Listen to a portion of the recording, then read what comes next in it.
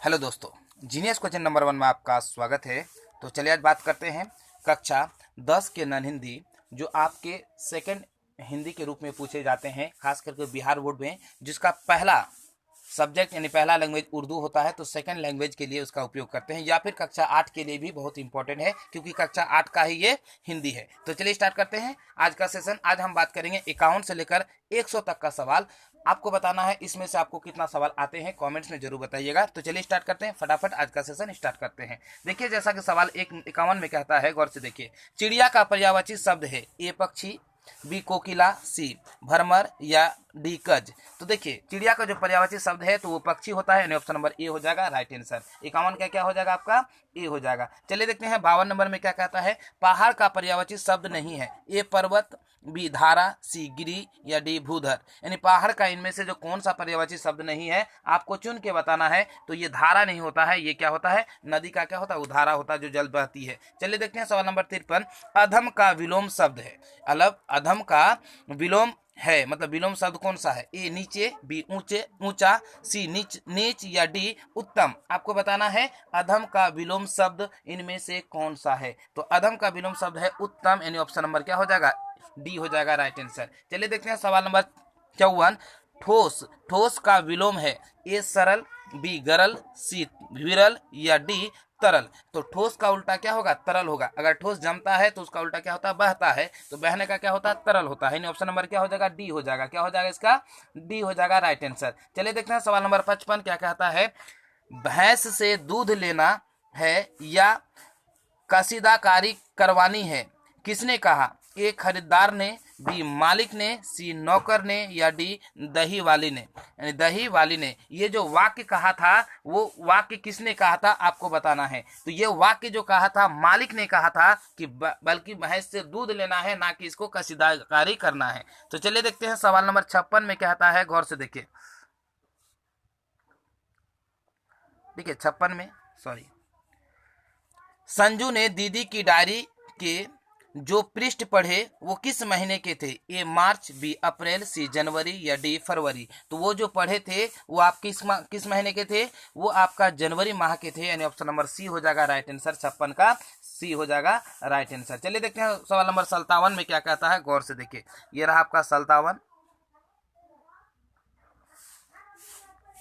संजू को उपहार में क्या मिलता है? ए खिलौना, बी किताब, सी कलम या डी डायरी। तो संजू को जो उपहार में मिला करता था वो किताबें मिलती थी, यानी 57 का बी हो जाएगा इसका राइट आंसर। देखते हैं सवाल नंबर 58 क्या कहता है। पीपल के किस भाग में पंछी और गिलहरियों के घर हैं? ए फुनगी पर, बी तने पर, सी कोटर पर या डी जड़ पर। मतलब ये जो पक्षी के घर होते हैं वो कहाँ पे होते हैं आपको बताना है इसका राइट आंसर। तो ये क्या हो जाएगा आपका? कोटर पर, यानी ऑप्शन नंबर सी हो जाएगा राइट आंसर। चलिए देखते हैं सवाल नंबर 59 में क्या कहता है। जल के ऊपर उठता मिरलाल, फुनगी पर खिलता कमल लाल, पंक्ति कविता से है। ए पीपल, बी बच्चे की दुआ, सी झांसी की रानी, डी कर्मवीर। तो ये जो लिया गया है पीपल से लिया गया है, ऑप्शन नंबर ए हो जाएगा राइट आंसर। चलिए देखते हैं सवाल नंबर 60 में क्या कहता है, गौर से देखिए।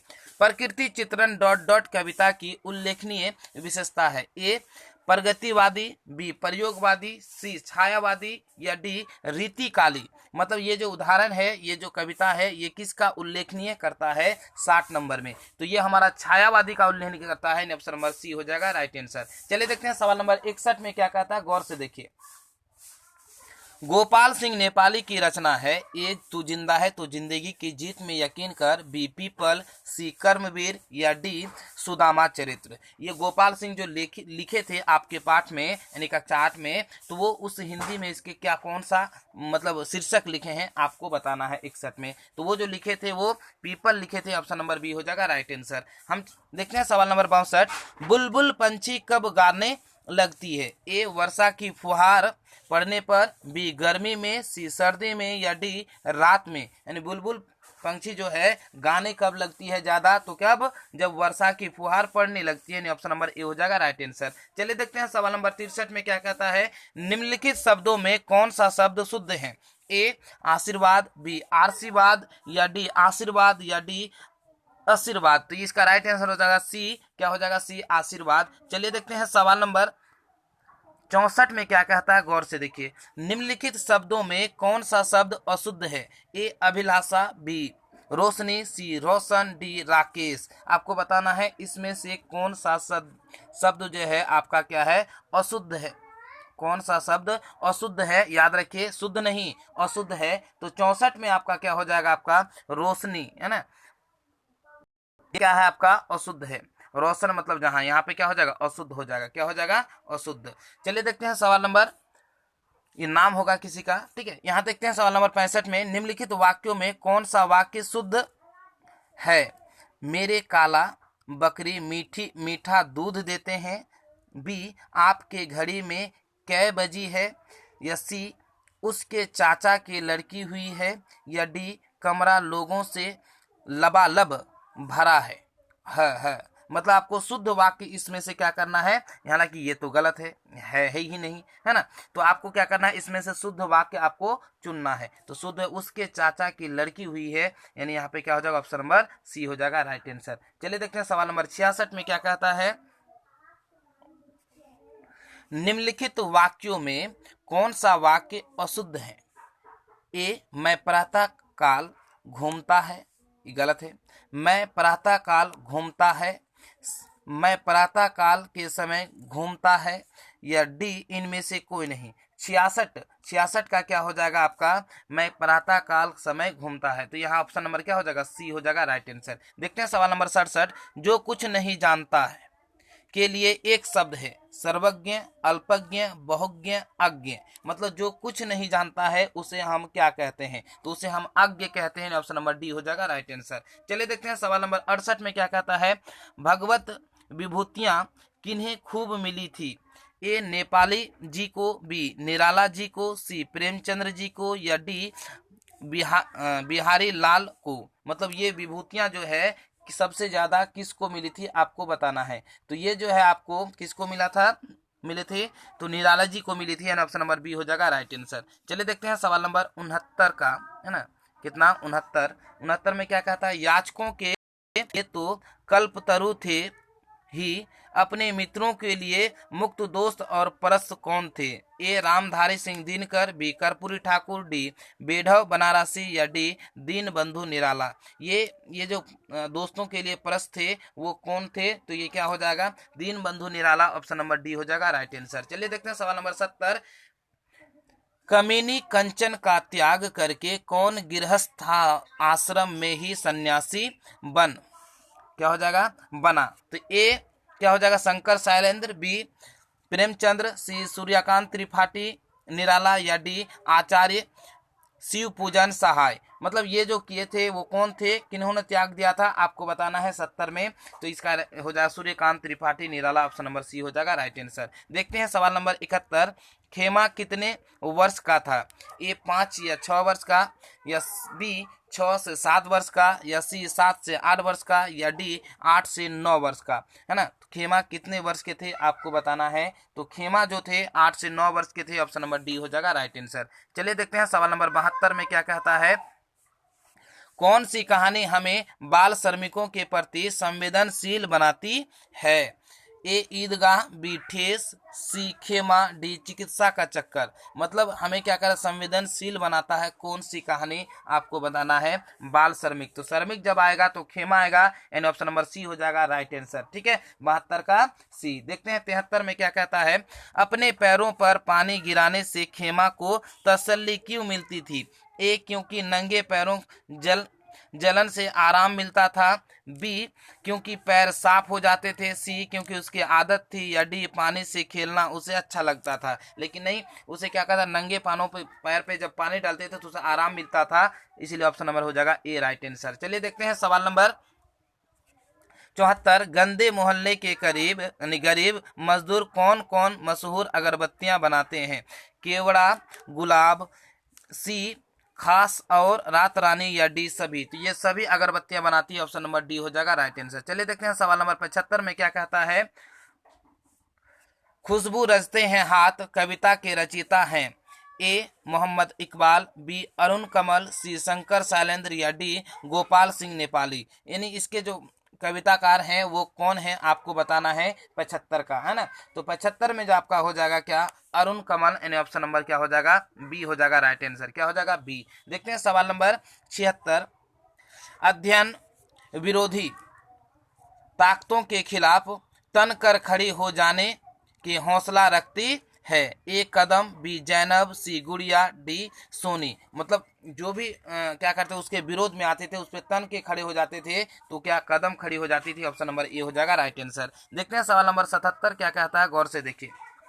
हौसले की उड़ान में कहाँ की बेटियां असाधारण विशेषताओं का उद्घाटन करता है। ए बिहार, बी झारखंड, सी उत्तर प्रदेश, या डी राजस्थान। तो बिहार की बेटियां, ऑप्शन नंबर ए हो जाएगा राइट आंसर। देखते हैं सवाल नंबर 78। आधुनिक बिहार की बेटियों की संघर्ष और उनके हौसले की उड़ान से परिचित कराता है। ए बच्चे की दुआ, बी कर्मवीर, सी हौसले की उड़ान, डी राह भटके हिरन के बच्चे। यानी क्या हो जाएगा, हौसले की उड़ान, ऑप्शन नंबर सी हो जाएगा राइट आंसर। चलिए देखते हैं सवाल नंबर 79। प्रतीक्षा का अर्थ है, प्रतीक्षा का अर्थ है ए संभव, बी शब्द, सी इच्छा, या डी इंतजार करना। तो प्रतीक्षा का अर्थ होता है क्या, इंतजार करना। Option number D right answer क्या हो जाएगा, ऑप्शन नंबर डी। देखते हैं सवाल नंबर 80 क्या कहता है। आजाद दस्ता का गठन किसने किया था। ए कर्पूरी ठाकुर ने, बी जयप्रकाश नारायण ने, सी वीर कुंवर सिंह ने, या डी इनमें से कोई नहीं। तो आजाद उसका जो गठन किया था तो जयप्रकाश नारायण ने किया था। ऑप्शन नंबर बी हो जाएगा राइट आंसर। देखते हैं सवाल नंबर 81 में क्या कहता है, गौर से देखिए, है ना।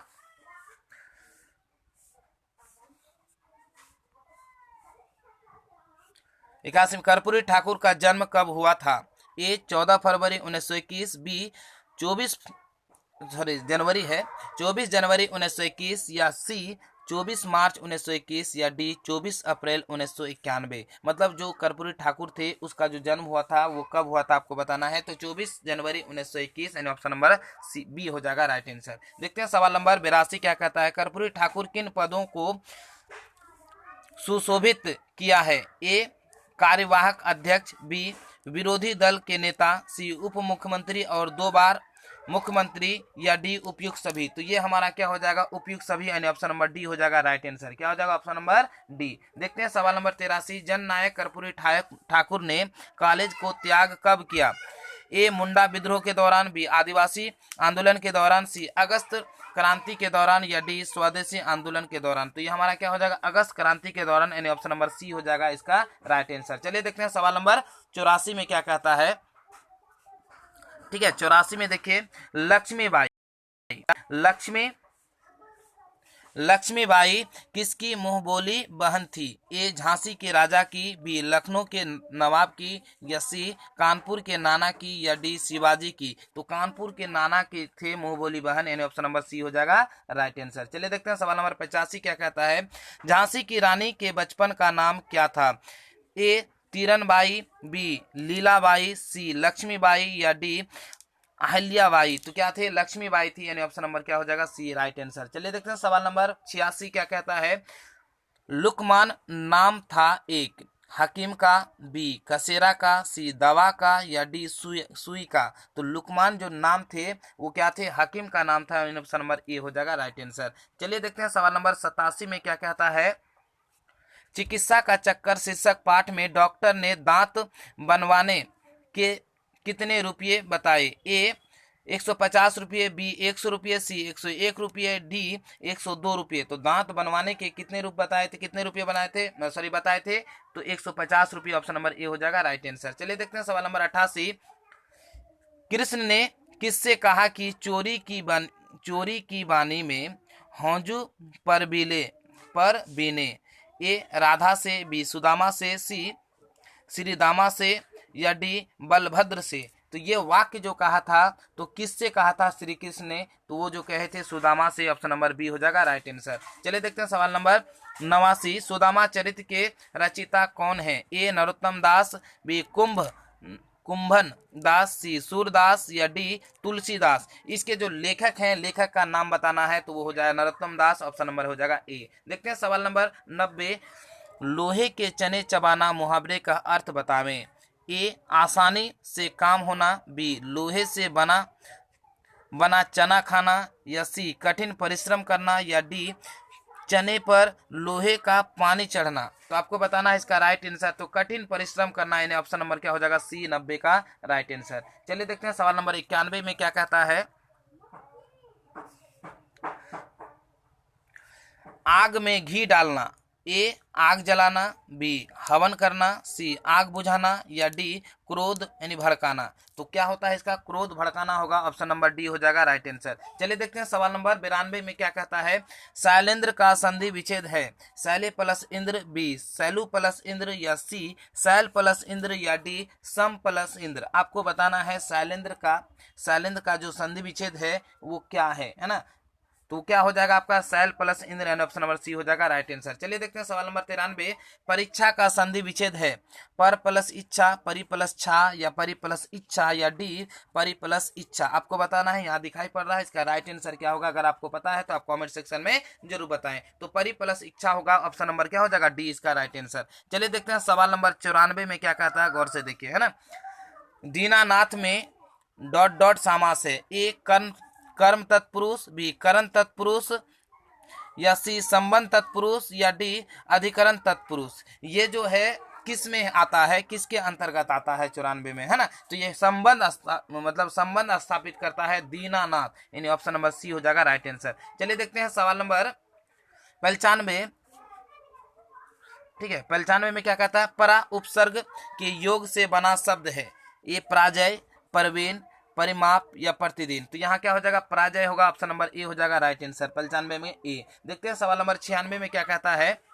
संज्ञा और विशेषण के अंत में लगने वाले प्रत्यय को कहते हैं, ए कृत, बी तद्धित, या सी अवयव, या डी इनमें से कोई नहीं है ना। तो 96 का आपका क्या हो जाएगा, आपका तद्धित हो जाएगा, ऑप्शन नंबर बी हो जाएगा राइट आंसर। चलिए देखते हैं सवाल नंबर 97 में क्या कहता है। नदी का पर्यायवाची शब्द निम्न में से कौन सा है, ए हस्ती, बी तालाब, सी झरना, या डी टटनी। आपको बताना है नदी का इनमें से कौन सा पर्यायवाची शब्द है। तो टटनी होता है, नदी का क्या होता है, टटनी होता है। देखते हैं सवाल नंबर 98। विष्णु का पर्यायवाची शब्द है वीणा पानी, या चक्र पानी, या ब्रह्मा, या महादेव। विष्णु का जो पर्यायवाची शब्द है तो आपका क्या है, चक्र पानी, यानी ऑप्शन नंबर क्या हो जाएगा बी हो जाएगा राइट आंसर। देखते हैं सवाल नंबर 99 में क्या कहता है, गौर से देखिए है ना। मधुर का विलोम है, ए अम्ल यानी आम्ल, बी तीक्ष्ण, सी क्षरित, या डी कटु। आपको बताना है मधु का जो विलोम होता है वो कटु होता है, ऑप्शन नंबर डी हो जाएगा राइट आंसर। चलिए देखते हैं सवाल नंबर 100। सामिस का विलोम शब्द का चयन करें, ए आमिष, बी नरामिष, या सी तामास, या डी राजस। आपको बताना है 100 का जो राइट आंसर क्या हो जाएगा, निरामिष हो जाएगा, ऑप्शन नंबर बी हो जाएगा राइट आंसर। तो चलिए यहाँ हम 50 सवाल को समाप्त करते हैं। आप बताइए आपका 50 में से कितना सवाल आपका सही हुआ है ना। आप जरूर बताइएगा कमेंट सेक्शन में यदि आपको पता हो है ना। अगर आप लास्ट तक वीडियो देखें, यदि आपको हमारा वीडियो पसंद आए तो लाइक करें और ज़्यादा से ज़्यादा लोगों तक शेयर करें, ताकि जब भी हम वीडियो बनाएं सबसे पहले नोटिफिकेशन आप तक जरूर पहुंचे। चलिए आज यहीं पर अपना वीडियो करते हैं समाप्त। जय हिंद।